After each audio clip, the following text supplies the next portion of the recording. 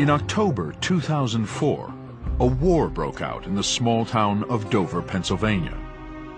Today, the teachers in a rural Pennsylvania town became the first in the country required to tell students that evolution is not the only theory. It started when the Dover Area School Board passed a policy requiring that its high school science classes include a controversial subject called intelligent design. Proponents of intelligent design claim that many features of living organisms are too complex to have evolved entirely through the natural process of evolution, as Charles Darwin proposed. Instead, they claim some aspects of those organisms must have been created, fully formed by a so-called intelligent designer. And, advocates contend, intelligent design is a bold new scientific theory with the power to overthrow the theory of evolution. It's scientists debating science based on the evidence, not based on any religious text or authority, and it's clearly, properly the subject of a science class. It's in fact opening the path of inquiry to new ways of thinking about things. The Dover School Board demanded that science teachers read their students a 1-minute statement claiming that gaps in the theory of evolution exist, and putting forward intelligent design as an alternative. The statement also directed students to an intelligent design textbook called Of Pandas and People that would be made available. But many Dover residents and an overwhelming number of scientists throughout the country were outraged. They say intelligent design is nothing but religion in disguise, the latest front in the war on evolution. The goal of intelligent design is to try to re-Christianize American society. Intelligent design is not anywhere a scientific concept. It's not a field of science. It's not being actively researched by anyone. It's a violation of everything we mean and everything we understand by science. The stage was set for a battle that would pit friend against friend and neighbor against neighbor. This is like a civil war within the community, there's no question. Before it was over, this battle would land the school board in federal court. No cameras were allowed in the courtroom, so to bring this historic showdown between evolution and intelligent design to light, Nova has dramatized key scenes from court transcripts. It was a 6-week trial in which modern biology was Exhibit A.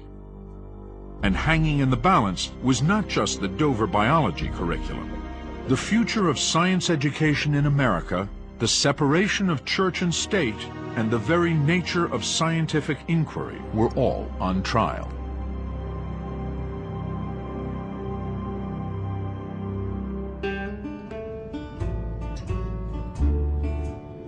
In Dover, Pennsylvania, the debate over religion and evolution has long been personal.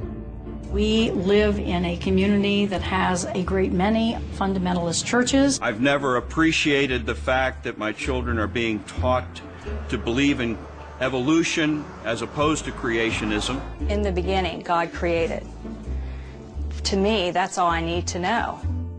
Located in the southeastern part of the state, about 20 miles from the capital, it's a quiet, rural place, home to about 20,000 people, more than a dozen churches, and 1 high school.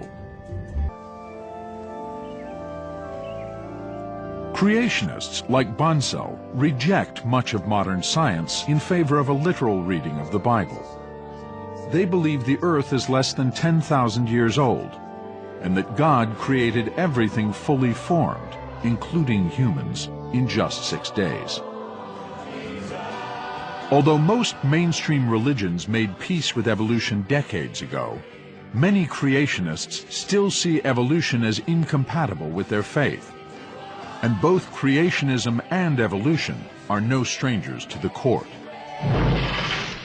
Their legal battles stretch back to the famous Scopes monkey trial of 1925. Now, as I told you yesterday, Darwin's theory tells us that man evolved from a lower order of animals. In that case, a high school science teacher in Tennessee named John Scopes was accused of violating state law by teaching evolution. I hereby place you under arrest.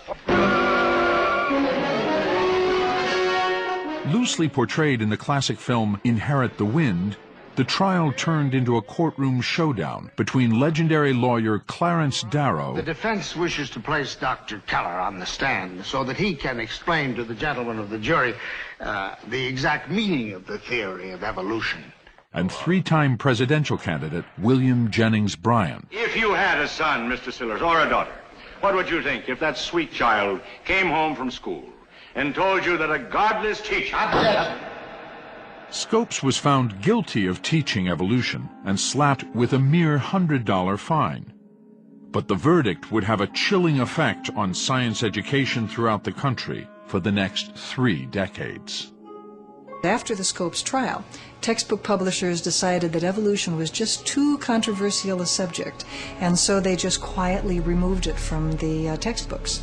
And for most of that time, the textbook was the curriculum. And so if it wasn't in the textbook, it didn't get taught. The chilling effect of the Scopes trial did not thaw until the 1960s. But as publishers slipped evolution back into their textbooks, creationists fought to teach their views in science class as well. Over the next 30 years, the two sides battled it out in court. The fight culminated in 1987, when the Supreme Court decided that teaching creationism in public school science classes violated the separation of church and state, mandated by the Constitution in the Establishment Clause, which prevents the government from promoting or prohibiting any form of religion. In the eyes of a lot of people, once Charles Darwin had proposed that natural processes could have produced every species on this planet, including us, they felt that took God out of the picture. And about a century and a half later, many people in Dover, like the United States as a whole, agree. One more spider, come spider. To this day, somewhere between 1/3 and half the U.S. population does not accept evolution. I find it personally offensive because I'm a Christian. I believe the Bible is the inerrant Word of God, and that the book of Genesis tells it like it is as to how we came into being. God didn't create monkey and then take man from a monkey. He created man. On December 14, 2004, 11 parents of Dover school students, including Tammy Kitzmiller and Brian and Christy Ream, filed a lawsuit in federal court in Pennsylvania, alleging the Dover School Board was violating their constitutional rights by introducing religion into science class. They would be represented by the ACLU, which had joined forces with the organization Americans United for Separation of Church and State, and Philadelphia law firm Pepper Hamilton. Eric said at the time, "This is the case I've been waiting for my entire career." The school board would be represented by the Thomas More Law Center, the firm that had told Bill Buckingham about the Pandas book. A court date was set, and as depositions were being taken, the science teachers took a stand of their own against reading the Intelligent Design statement. We stepped up and said, we're not going to read it. We met together and agreed that as a unit, we would stand together. I mean, I have principles and standards of my own, and there was no way that I was going to go into a science classroom of mine and make a statement about this so-called intelligent design, knowing full well that it was not science. They notified the board of their refusal in a memo that proclaimed, "Intelligent design is not science. Intelligent design is not biology. Intelligent design is not an accepted scientific theory." On September 26, 2005, almost exactly a year after the school board passed the Intelligent Design policy, 6 weeks of testimony in the case of Kitzmiller versus Dover Area School District got underway in federal court in Harrisburg, Pennsylvania. Good morning to all of you. Are you prepared to open? Yes, I am. You may do so. My co-counsel and I represent 11 parents who are challenging the Dover Area District School Board's change to its biology curriculum. Dover School Board members announced their interest in the topic of evolution in starkly religious terms. They looked for a book that could provide a religious alternative to evolution. And they found one here, in Of Pandas and People. They did everything you would do if you wanted to incorporate a religious topic in a science class, and cared nothing about its scientific validity. Patrick Gillen, Your Honor, on behalf of the defendants in this action, the Dover Area School District and its Board of Directors. The board believed that intelligent design was not creationism. They knew what that was, the book of Genesis. They believed it was a legitimate educational goal to make the students aware of the existence of another scientific theory. Defendants' experts will show this court that intelligent design theory is science. It is not religion. This expert testimony will also demonstrate that making students aware of gaps and problems in evolutionary theory is good science education. It's good liberal education.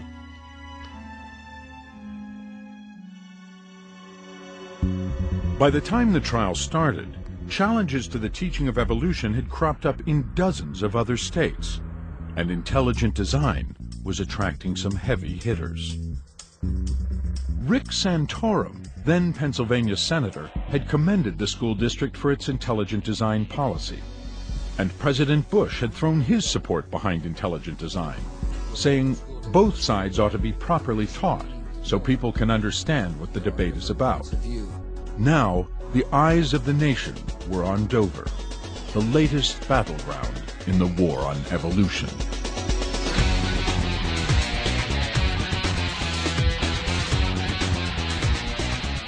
Now, I don't want to sound melodramatic, but I actually think very important things were at stake. One is the future of science education in this country. If a school board could do this, what would prevent them from doing more things like this in other classes, presenting pseudoscience or pseudo-math or pseudo-history in promotion of one particular religious view? It's wrong. Does science education have to be so narrow, so technical, so deferential to the existing paradigm that we can't even introduce students to what may be the next great theory? Presiding over the case would be Judge John E. Jones III. I could never have imagined in August of 2002, when I took my seat, that I would be presiding over a case that would attract literally worldwide attention. Jones had been recommended for his position on the bench by Senator Santorum and appointed by George W. Bush. Before becoming a judge, Jones was head of Pennsylvania's Liquor Control Board, where he banned the sale of Bad Frog beer because it showed a cartoon frog making an offensive gesture. Initially, you find out you've got a judge that's been appointed by President Bush who has come out himself in favor of intelligent design. That makes you a little nervous. Members of the defense, however, were optimistic about their chances in Jones's courtroom. What the Dover School Board had done, they weren't requiring that intelligent design be taught, and they weren't removing evolution from the classroom.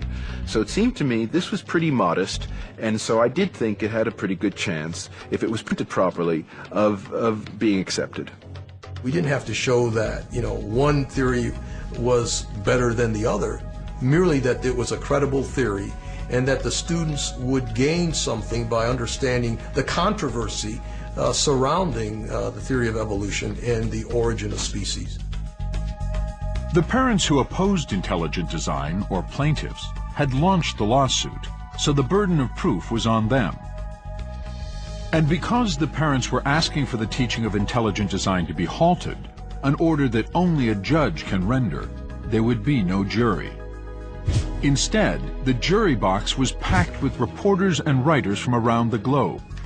To win, the plaintiff's lawyers would have to show the judge that the Dover School Board's one-minute statement promoted religion, or that board members had religious motivation. In addition, both sides asked the judge to rule on a fundamental question: is intelligent design science or not? In order to show that intelligent design is not science, we had to talk about, well, what is science? For help, the plaintiffs turned to researcher Nick Motzke and his colleagues at an organization called the National Center for Science Education, which tracks challenges to evolution in public schools. The last time any lawyer took biology was probably in 9th grade, and I spent months and months on email, at meetings, explaining science, explaining evolution to the lawyers. To make their case before a judge who had no particular scientific training, the lawyers for the parents assembled a team of expert witnesses. And as their first witness, they called biologist Ken Miller, co-author of the textbook that Bill Buckingham had called Laced with Darwinism. Dr. Miller, what is evolution? Most biologists would describe evolution as the process of change over time that characterizes the natural history of life on this planet. And what was Darwin's contribution to evolution? Darwin pointed out that there's a struggle for existence, whether we like to admit it or not. He realized that those organisms that had the characteristics that suited them best in that struggle, those were the ones that would hand those characteristics down to the next generation. And that therefore the average characteristics of a population could change in one direction or another, and they could change quite dramatically. And that's the essential idea of natural selection. Starting with Ken Miller, the plaintiffs walked Judge Jones through the conflict at the heart of this case.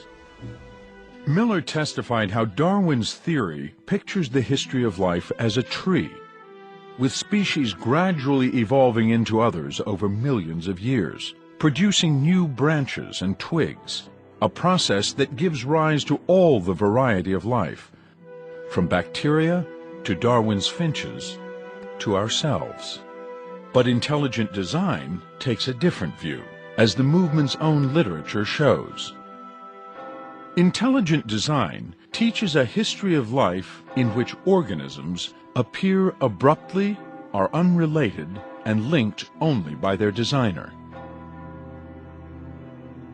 What's really being advocated is the idea that organisms poofed into existence through the miraculous act of an intelligent designer, i.e. God.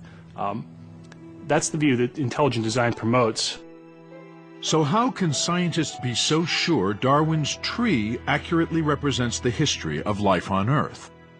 As it turned out, the latest in a large body of evidence to refute intelligent design and support evolution was coming to light just as this case was unfolding.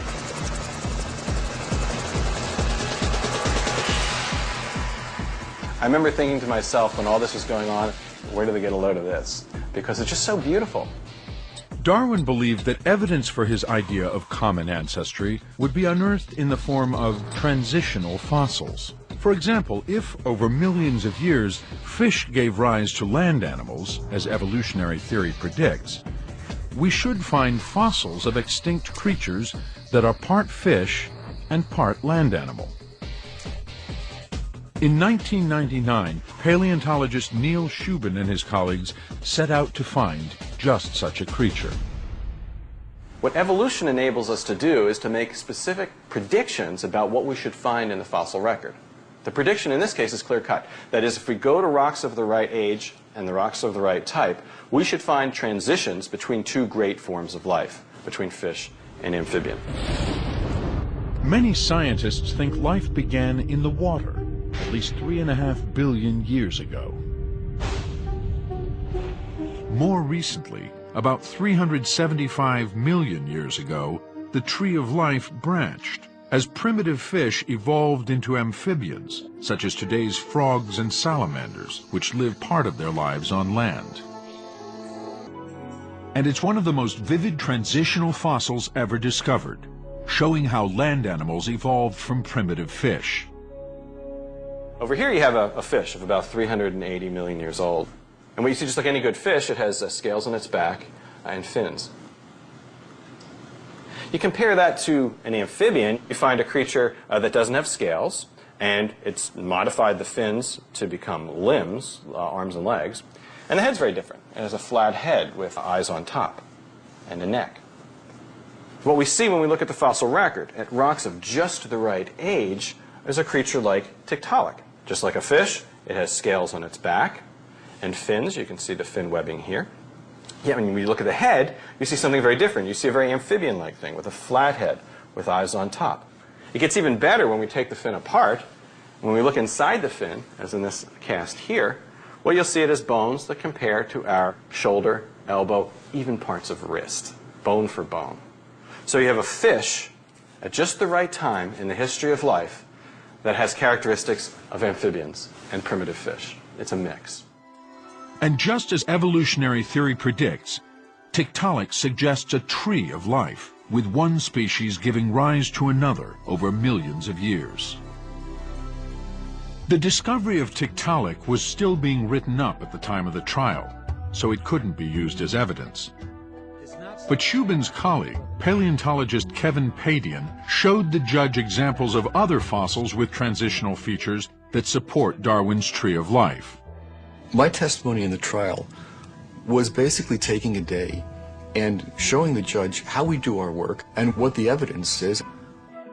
How dinosaurs evolved into birds, as seen in creatures like Archaeopteryx, which has a long tail and teeth like a dinosaur, but feathers just like a modern bird. How ancestors of modern reptiles evolved into creatures now extinct that share a common ancestor with mammals. And how surprisingly whales evolved from large land animals that returned to the water. And where the pandas book says we can't go from A to B, there are no fossils and we don't know how to study them. Actually, we've gone from A to B and to C, D, E, F, and G. We have the fossils, we have the transitional features, we have the ways of analyzing them with many different lines of evidence, and we're looking for the picture that accounts for the most lines of objective evidence. With each fossil, Padian refuted Panda's claim that different life forms appear suddenly by showing how fossils of extinct organisms bridge the gaps between species, resulting in a picture of gradual evolution, just as Darwin proposed.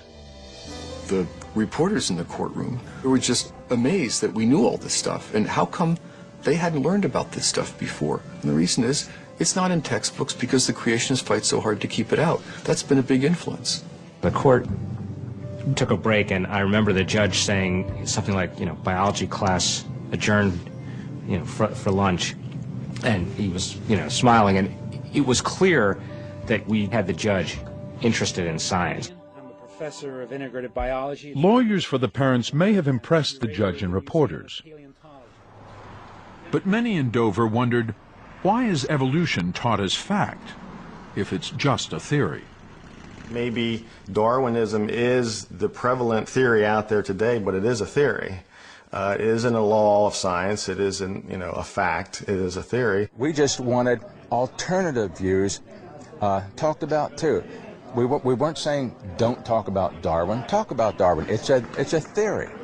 But that's what it is. It's not Darwin's law. It's not Darwin's fact. It's Darwin's theory. To say it's just a theory is really a bit insulting to science, because it holds, in science, a theory holds more weight than just a fact does. And here I think the term theory needs to be looked at in the way that scientists consider it. A theory is not something we think of in the middle of the night after too much coffee and not enough sleep. That's an idea. A theory in science means a large body of information that's withstood a lot of testing. It probably consists of a number of different hypotheses and many different lines of evidence. Gravitation is a theory that's unlikely to be falsified, even if we saw something fall up. It might make us wonder, but we try to figure out what was happening rather than immediately just dismiss gravitation. Facts are just the minutiae of science. By themselves, they can be right or wrong. But a theory is something that's been tested and tested over and over again, built on, revised. It continues to be reworked and revised.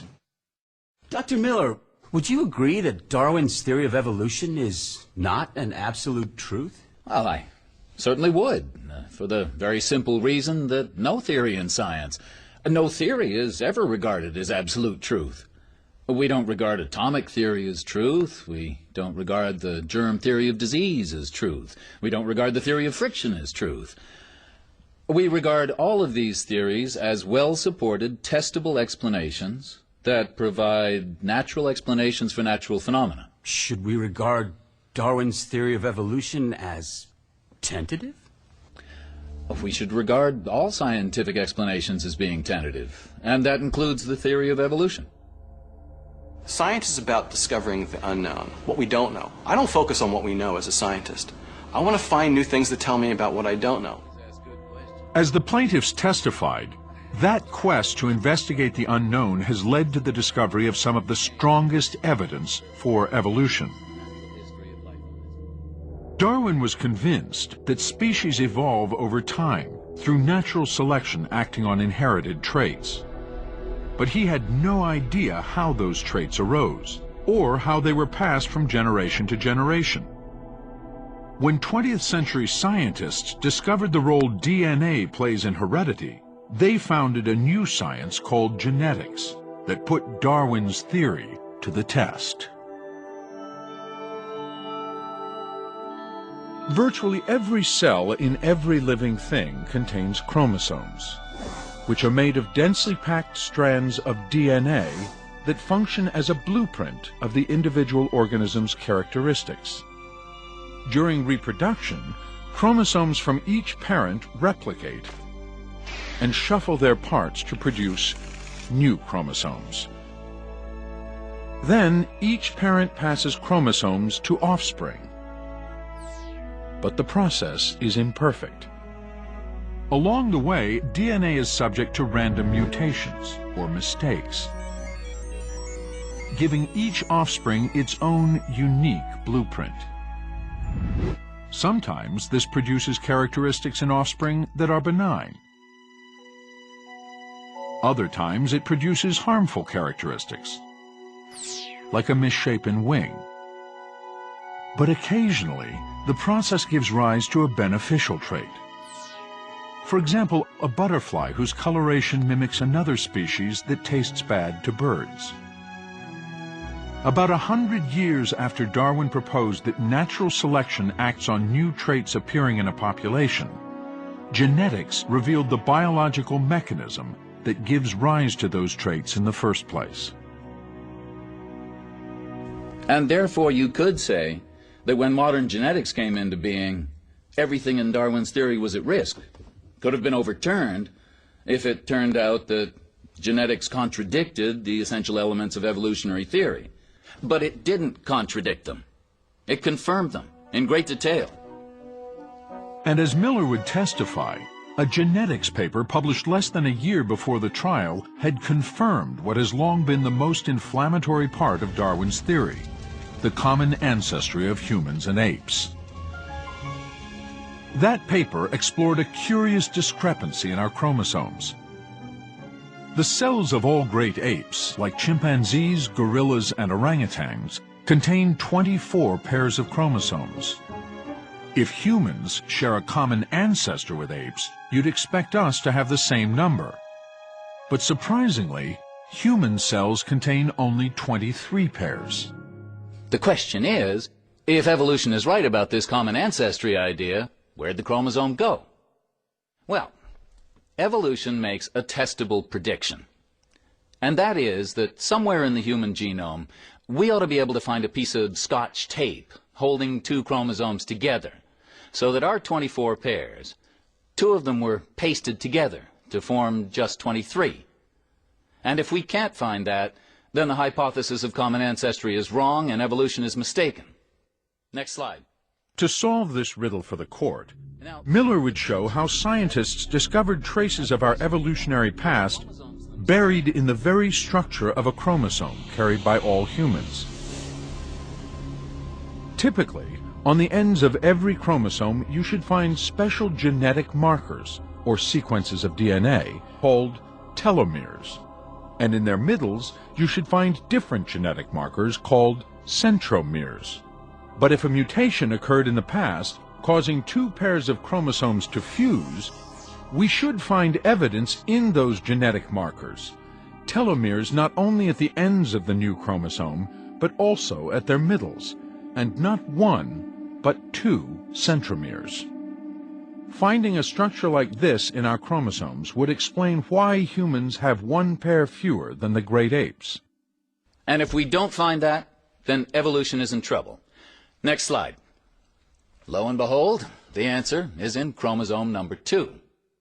All of the marks of the fusion of those chromosomes predicted by common descent in evolution, all those marks are present on human chromosome number 2.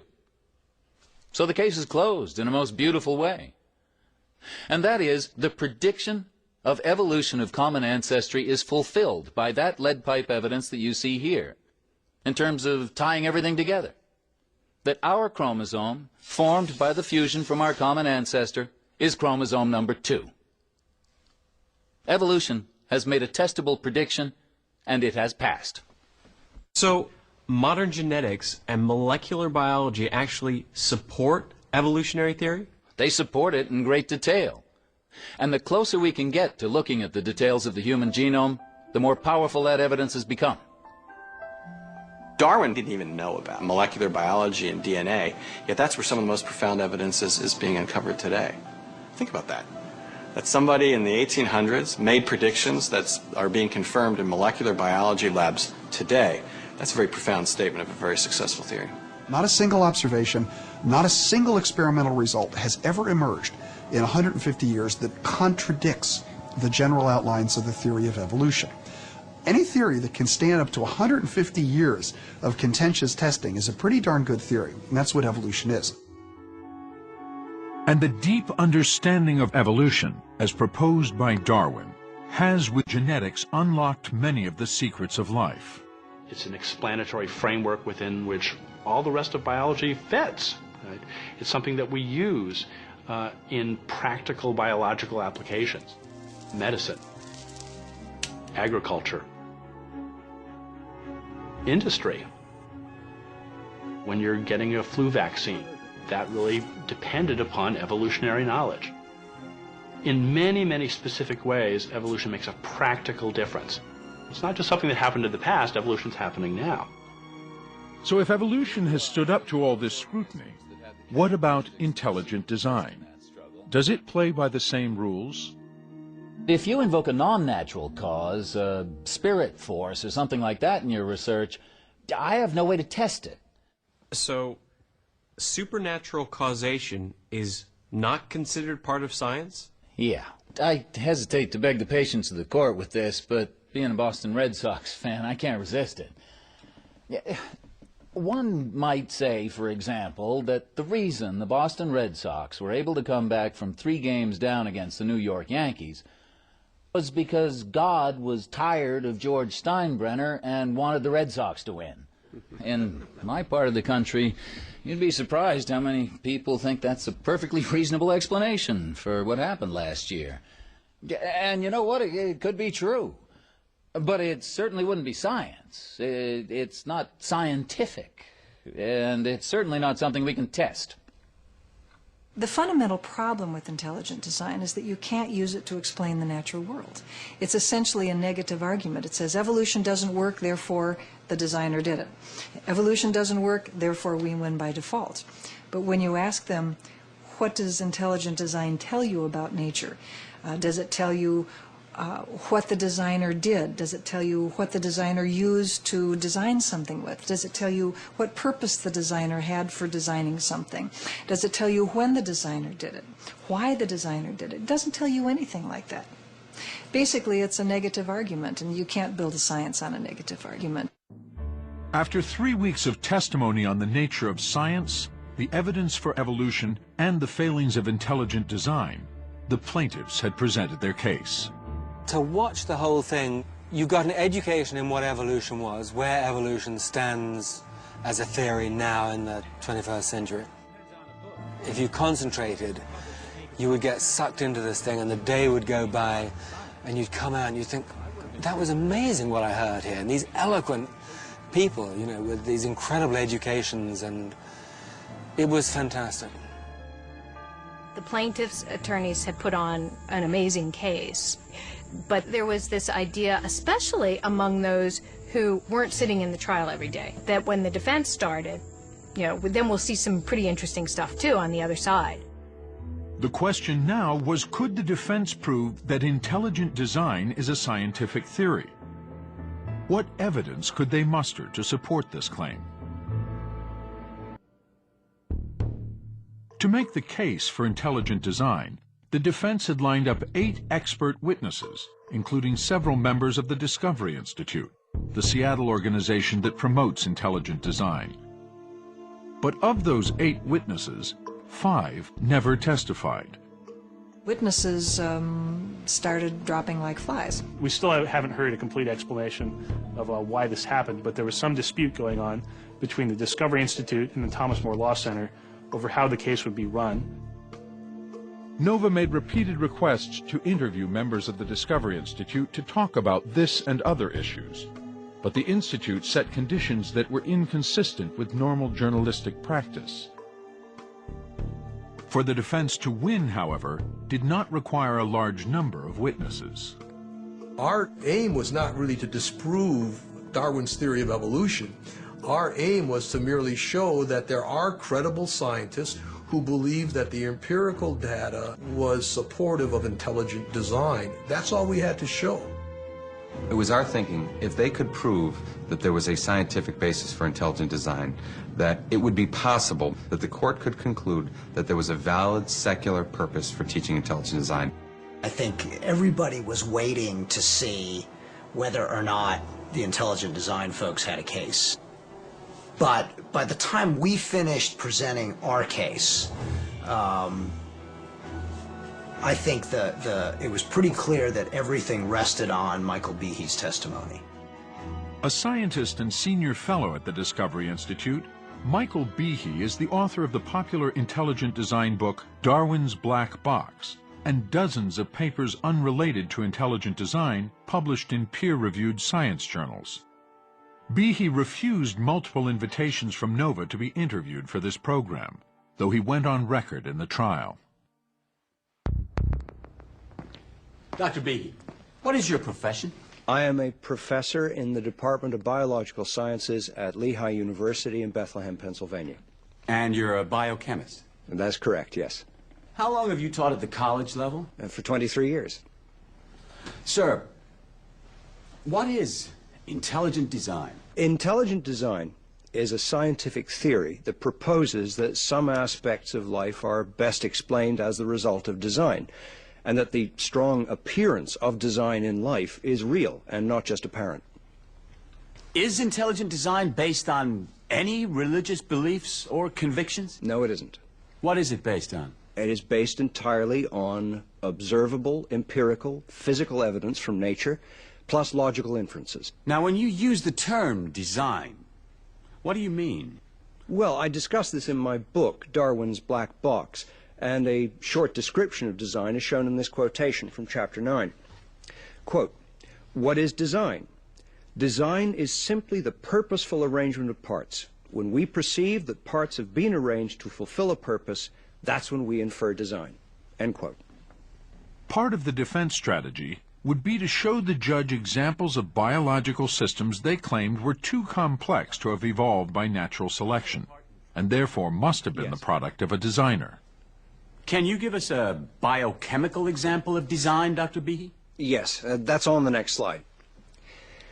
I think the best, well, the most visually striking example of design is something called the bacterial flagellum. Now, this is a figure of a bacterial flagellum taken from a textbook, which is widely used in colleges and universities around the country.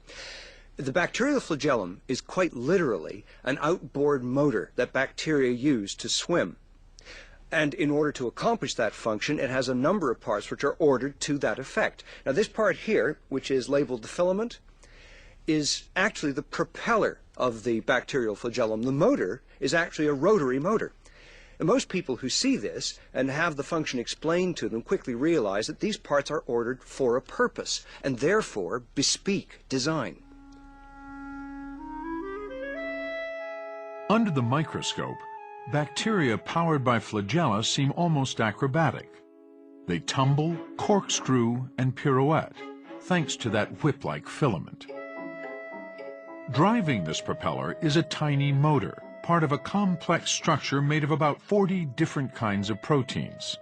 The bacterial flagellum looks like a sort of Jules Verne notion of what the future looks like. It has a strange sort of mechanical quality to it, these sort of cogs and waving tails and stuff. And according to Behe, if any one of these parts is missing from the system, the motor can't function. Behe calls systems like this irreducibly complex, a term he coined. And he argues such systems could not have evolved naturally. The idea is that there are certain aspects of life, perhaps organisms or organs or even cells, that in a sense could only have come about as a whole. In other words, it was very unlikely they could have come about through just a kind of contingent combination of parts over even millions or billions of years, but rather in a sense had to be created whole cloth, all together at once, because everything fits together so well that to remove one part the thing wouldn't function. Have other scientists acknowledged these design features of the flagellum? Yes, they have. If you could advance the next slide.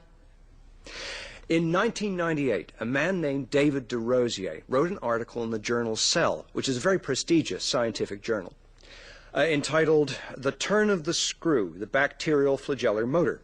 Now, David de Rosier is a professor of biology at Brandeis University in Massachusetts and has worked on the bacterial flagellar motor for most of his career.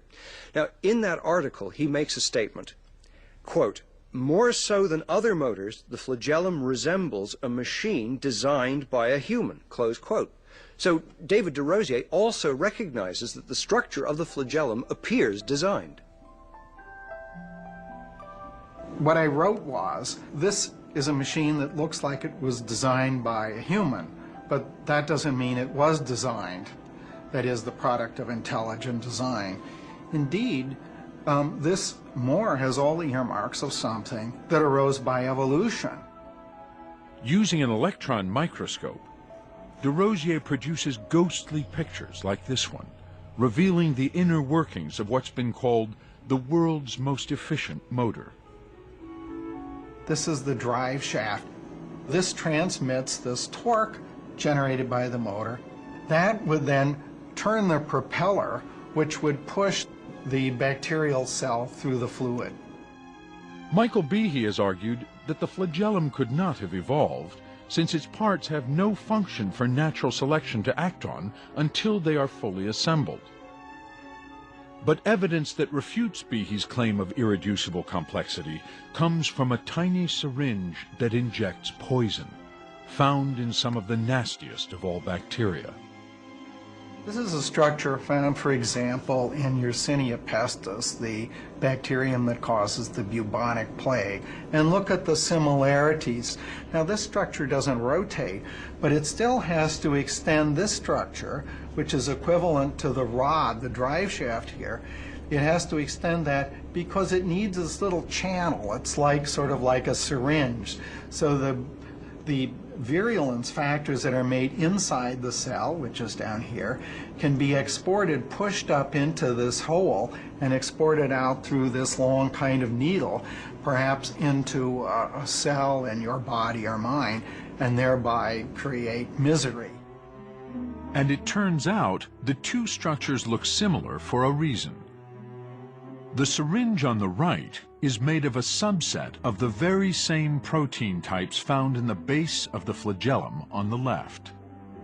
Though the syringe is missing proteins found in the motor and therefore cannot produce rotary motion, it functions perfectly as an apparatus for transmitting disease. So if we think about what it means to be irreducibly complex, the argument is that if you take away even one of these proteins, that the structure cannot function. And yet here is a structure that functions, that is missing several of the proteins, and yet here it is, a working, viable organelle of the bacterium.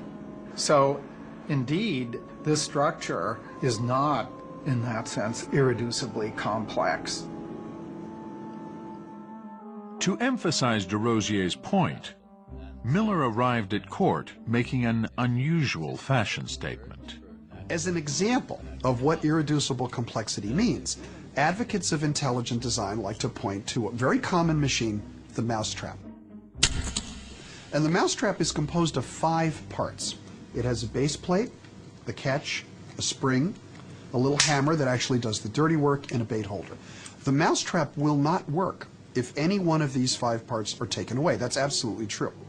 But remember the key notion of irreducible complexity, and that is that this whole machine is completely useless until all the parts are in place. Well, that turns out not to be true. And I'll give you an example. What I have right here is a mousetrap from which I've removed 2 of the 5 parts. I still have the base plate, the spring, and the hammer. Now, you can't catch any mice with this, so it's not a very good mousetrap. But it turns out that despite the missing parts, it makes a perfectly good, if somewhat inelegant, tie clip. And when we look at the favorite examples for irreducible complexity, and the bacterial flagellum is a perfect example, we find the molecular equivalent of my tie clip, which is we see parts of the machine missing 2, 3, 4, maybe even 20 parts, but still fulfilling a perfectly good purpose that could be favored by evolution. And that's why the irreducible complexity argument falls apart. But Behe testified it's not just microscopic organisms that are irreducibly complex. Evolution, he says, fails to account for the network of organs and cells that defend us from disease. Has the theory of evolution, in particular natural selection, explained the existence of the defensive apparatus such as the immune system? No. Do you consider it a problem? I certainly consider it to be a problem. But other scientists who think that Darwinian evolution simply is true don't consider much of anything to be a problem for their theory. If you could highlight the second full paragraph of Darwin's black box, page 138. What you say is, we can look high or we can look low, in books or in journals, but the result is the same. The scientific literature has no answers on the question of the origin of the immune system. And in the context, that means that the scientific literature has no detailed, testable answers to the question of how the immune system could have arisen by random mutation and natural selection. May I approach, Your Honor? You may. What I did was to pile on the witness stand articles all having very sophisticated explanations for how the immune system evolved, and it basically challenged him to respond given the claims he'd made. Now, Dr. Behe, these articles rebut your assertion that the scientific literature has no answers on the origin of the vertebrate immune system. No, they certainly do not. My argument is that these articles have no detailed, rigorous explanations for how complex biochemical systems could arise by a random mutation and natural selection. And these articles do not address that. And then he starts to say, well, have you read this book, Dr. Behe? And he starts to pile these up on Behe's witness stand. Eventually, Behe was almost dwarfed by the stack of scientific literature on the evolutionary origin of the immune system. All these hard-working scientists published article after article over years and years, chapters and books, full books, addressing the question of how the vertebrate immune system evolved. But none of them are satisfactory to you. That's a lawyer's trick. Purely a lawyer's trick. Now, you know, was Michael Behe going to read every one of those books before he responded? You know, it was totally theatrics. Mr. Rothschild, would you like your books back? They're heavy. The defense case included 3 expert witnesses. And on the last day of testimony, the final defense witness told the court about a creature that by now was familiar to everyone. I'm Dr. Scott A. Minnick. I'm an associate professor at the University of Idaho in microbiology. Dr. Minnick, can you give us an example of design at the molecular level? This is a bacterial flagellum. This is a system I work with. We've seen that. I know. You're going to see a little more of it, Your Honor. I kind of feel like Zsa Zsa's 5th husband here, you know. As the old adage goes, I know what to do, I just can't make it exciting. But I'll try. Now, you specialized your focus and research on the flagellum, is that correct? That's correct, yeah. And you've done experiments on the flagellum. I have. And you've written peer-reviewed articles on it. Yes. Now, Dr. Minnick, a complaint that's often brought up, and plaintiffs' experts have brought it up in this case, is that intelligent design is not testable. It's not falsifiable. Would you agree with that claim? No, I don't. I have a quote here from Mike Behe. In fact, intelligent design is open to direct experimental rebuttal. To falsify such a claim, a scientist could go into the laboratory, place a bacterial species lacking a flagellum under some selective pressure, for motility, say, grow it for 10,000 generations and see if a flagellum or any equally complex system was produced. If that happened, my claims would be neatly disproven. Is that an experiment that you would do? You know, I think about it. I'd be intrigued to do it. I wouldn't expect it to work, but that's my bias. Now, you claim intelligent design can be tested, correct? Correct. Intelligent design, according to you, is not tested at all, because neither you nor Dr. Behe have run the test that you yourself advocate for testing intelligent design, right? Well, turn it around in terms of these major attributes of evolution. Have they been tested? You see what I'm saying, Steve? It's a problem for both sides. And that became probably our best single piece of evidence at trial. Barbara Forrest's testimony would make a strong case that the Dover School Board was thrusting religion into the classroom. Not only traced the creationist lineage of pandas. Citing a Christian magazine's interview, Forrest let one of the intelligent design movement's own leaders, Paul Nelson, speak for himself. The question he was asked was, is intelligent design just a critique of evolutionary theory, or does it offer something more? Does it offer something that humankind needs to know? And this is his answer, quote, easily the biggest challenge facing the ID community is to develop a full-fledged theory of biological design. We don't have such a theory right now, and that's a real problem. Without a theory, it's very hard to know where to direct your research focus. Right now, we've got a bag of powerful intuitions and a handful of notions, such as irreducible complexity, but as yet, no general theory of biological design, end quote. The evidence she brought into that courtroom really exposed the hypocrisy of the intelligent design movement in a way that's irrefutable. She used their own language, things that they had written and said, to show that they themselves knew that this isn't science. And on the stand, Michael Behe was asked how he would define science. Dr. Behe, using your definition, intelligent design is a scientific theory, correct? Yes. Under the same definition, astrology is a scientific theory, using your definition, correct? Using my definition, a scientific theory is a proposed explanation which focuses or points to observable physical data and logical inferences.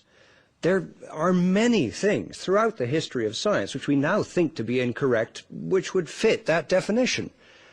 Yes, astrology is in fact one. So is the ether theory of the propagation of light, and many other theories as well. The ether theory of light has been discarded. That is correct. But you're clear. Under your definition, the definition that sweeps in intelligent design, astrology is also a scientific theory. Yes, that's correct. When you loosen the rules around what is science and permit the supernatural, permit deities, you are really destroying what makes science so vitally important to the progress that our civilization has witnessed over the last 400 or 500 years. You're going back before the scientific revolution, and that's a pretty scary thing.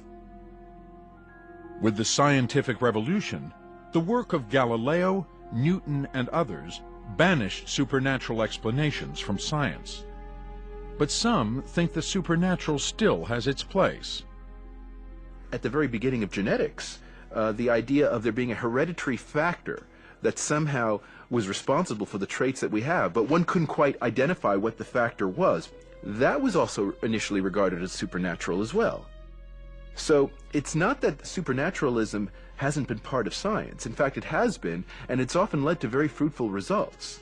And it seems that the evolutionists want to, in a way, ignore or marginalize that very important part of the history. But Barbara Forrest testified that the intelligent design movement's goals are not entirely scientific, and are spelled out in a secret Discovery Institute document that had surfaced on the Internet. Their goals are listed quite clearly in the Wedge document. It's their strategy document that they drew up about 9 years ago in 1998. Their goal is to completely overthrow all of the effects of evolution on society, which they think are uniformly negative. This document states that they want to completely change American culture back to what they believe is its properly religious foundation. They want every area of life to be governed by their particular religious preferences, and they're very clear about that in this document. After 6 weeks, the trial concluded with closing arguments that were as divided as the town of Dover itself had become. What am I supposed to tolerate? A small encroachment on my First Amendment rights? Well, I'm not going to. I think this is clear what these people have done, and it outrages me. That's a statement of one citizen of Dover, Fred Callahan, standing up to the wedge that has been driven into his community and his daughter's high school by the Dover School Board's anti-evolution, pro-intelligent design policy. This trial has established that intelligent design is unconstitutional because it is an inherently religious proposition, a modern form of creationism. It is not just a product of religious people. It does not just have religious implications. It is, in its essence, religious. The shell game has to stop.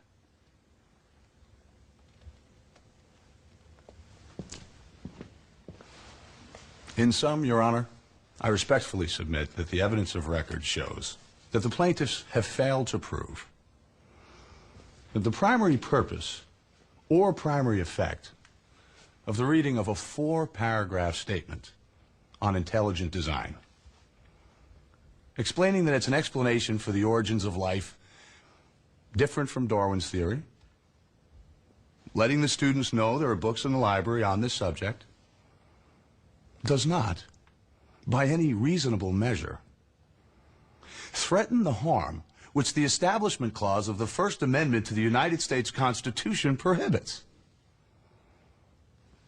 But instead, the evidence shows that the defendant's policy has the primary purpose and primary effect of advancing science education by making the students aware of a new scientific theory, one which may well open a fascinating prospect to a new scientific paradigm.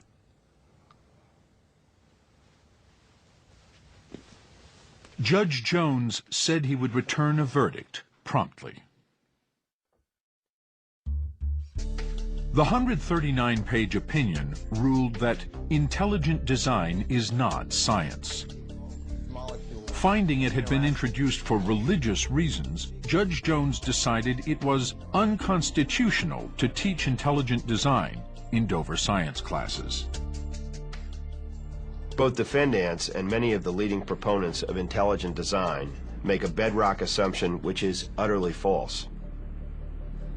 Their presupposition is that evolutionary theory is antithetical to a belief in the existence of a supreme being and to religion in general. To be sure, Darwin's theory of evolution is imperfect. However, the fact that a scientific theory cannot yet render an explanation on every point should not be used as a pretext to thrust an untestable alternative hypothesis grounded in religion into the science classroom or to misrepresent well-established scientific propositions.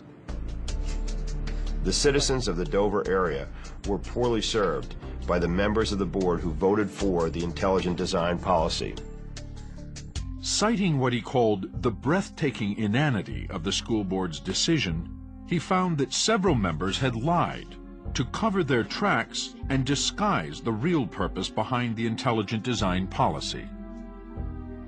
The crushing weight of the evidence indicates that the board set out to get creationism into science classrooms, and intelligent design was simply the vehicle that they utilized to do that. And the overwhelming evidence at trial, he said, established that intelligent design is a religious view, a mere relabeling of creationism, and not a scientific theory. In an era where we're trying to cure cancer, where we're trying to prevent pandemics, where we're trying to keep science and math education on the cutting edge in the United States, to introduce and teach bad science to 9th grade students makes very little sense to me. You know, garbage in, garbage out, and it doesn't benefit any of us who benefit daily from scientific discoveries. The school district was permanently forbidden to teach intelligent design in its science curriculum. The administration was ordered to pay the plaintiffs' legal fees, totaling more than $1 million. And the election of a new school board opposed to intelligent design meant no appeal of the ruling would be mounted. The verdict turned out to be more controversial than Judge Jones had imagined. Following the trial, he received death threats. Jones and his family had to be placed under round-the-clock protection. I could never have imagined that I would receive threats to my person in an Establishment Clause case, but that's what happened in the Dover case.